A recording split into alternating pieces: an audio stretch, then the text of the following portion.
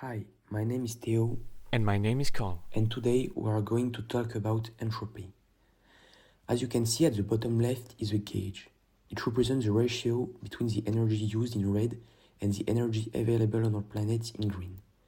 On the top, you can see a timeline from the Middle Age to the present time. Now you can understand our little animation, and as you can see, the first source of energy used by man is fire, and over time, he has been able to use and exploit new ones such as wood, horses, and even humans, for example, in the form of slaves or workers.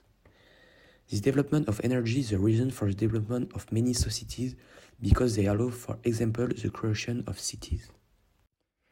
Unfortunately, due to situation, we were unable to complete our little animation. But if you have been careful with the gauge, it remained rather stable throughout the history until the Industrial Revolution in the 19th century, where the gauge made a huge gap. Indeed, more energy is consumed than the planet is able to produce it, and the available energy is increasingly low. This Industrial Revolution coincides with the exponential development of many societies because energy, formerly at an expensive price, is now accessible at a very low cost.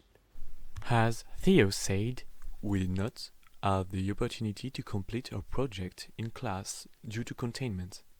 So, in a much less artistic style, we will try to explain to you what entropy is. Here, the gases in the initial state are compartmentalized. One, on the left, is shown in green, the other in red.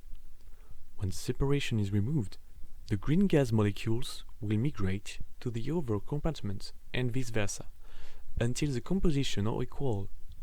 A balance is achieved and the system will never spontaneously return to its original state. Entropy increased and the two gases mixed. Now let's talk about this new document. If the particles represent gas molecules at normal temperatures inside a closed container, which of the illustrated configuration came first? The change in the state of the gas molecules allows us to determine the chronological order between the right and the left image. Entropy in the first frame is low because atoms have a certain structured conformation. Conversely, in the second, entropy is strong due to disorder. Without external interaction, it is impossible to return to the state of the first frame. We can therefore deduce that the right configuration is in the first. This allows us to link entropy to another concept, time. This last diagram allows us to characterize the different states of matter, and thus to visualize once again what entropy is, because entropy is a thermodynamic quantity expressing the degree of disorder of matter.